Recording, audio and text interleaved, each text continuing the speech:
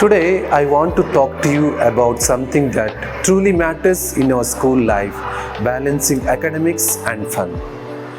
We all know how important studies are.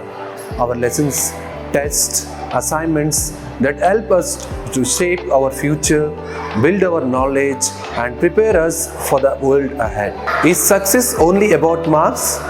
Is life only about exams? Absolutely not. Life is about balance. Just like a bicycle needs two wheels to move forward, we need both academics and fun to grow and enjoy our journey.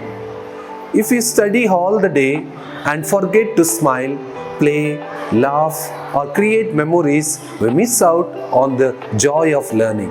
I can give you small tips for you. Plan your time. Be present.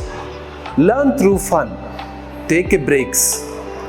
And surround yourself with the positive people who lift you up, not distract you. Dear students, school life is the best time of our lives. Let us not waste it by being too stressed or too careless. Let us study with the dedication and live with the joy. Let us chase excellence, but not to forget to celebrate the small moments. Because in the end, it is the balance that brings you peace, success, and happiness.